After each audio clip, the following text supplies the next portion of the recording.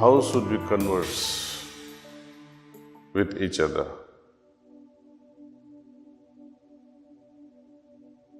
Pujya Lalaji Maharaj, seeing the need, he laid down certain principles of conversations. If we adopt those principles, I think life can avoid a lot of problems. Life can become a wonderful life, actually, only if we adopt just these simple principles of conversations. So I'll read them out to you.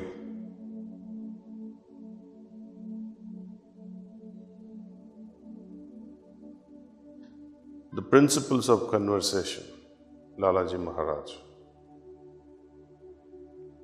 The balanced condition of mind is an expression of the right attitude of man in all his activities under varied circumstances.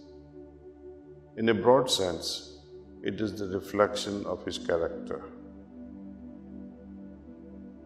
It has a deep impact and a favorable influence of people who are associated with him.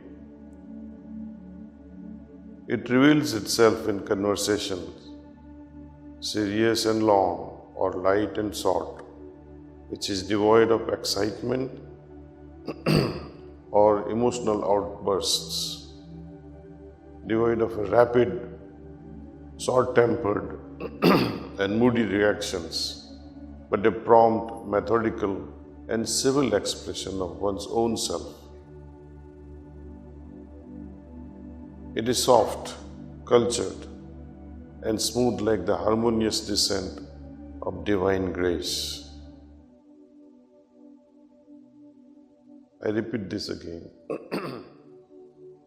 It reveals itself in conversation, serious and long or light and short, which is devoid of excitement or emotional outbursts, devoid of rapid, short-tempered and moody reactions, but a prompt, methodical and civil expression of one's own self. It is soft, cultured and smooth, like the harmonious descent of divine grace.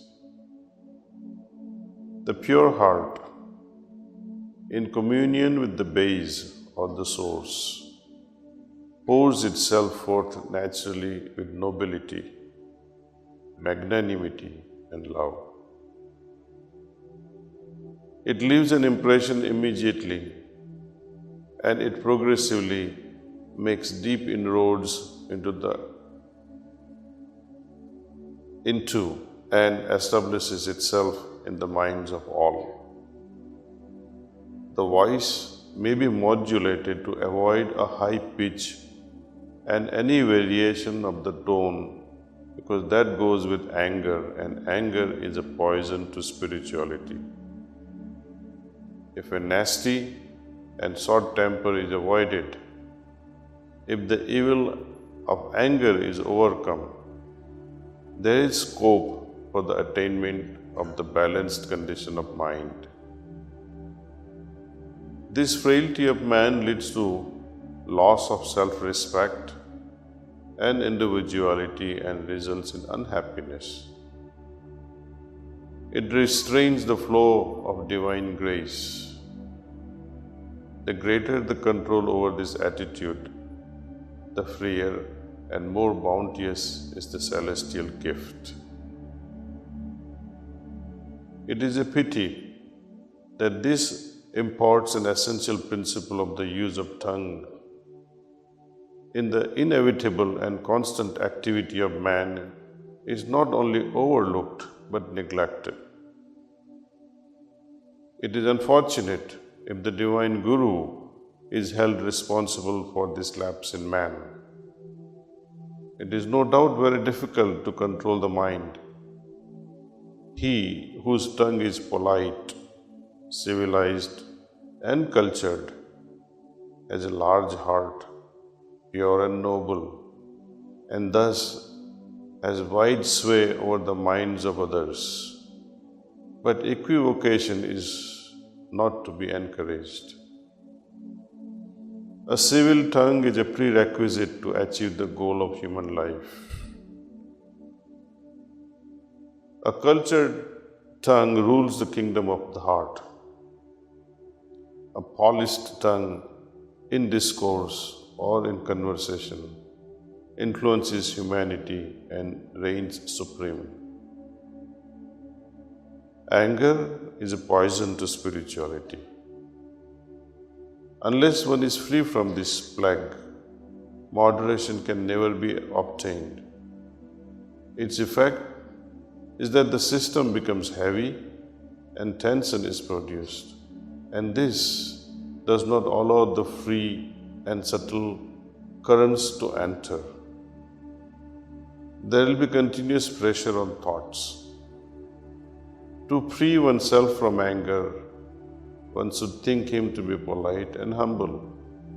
Nay, he should try to make himself such that the same color enters each and every part of the body. Cool and calm disposition alone is required for spirituality. The heart is so tender that it begins to droop even by the slightest circulation of the wind. Not everything can be taught. Most important things are never taught. They are picked up by the restless.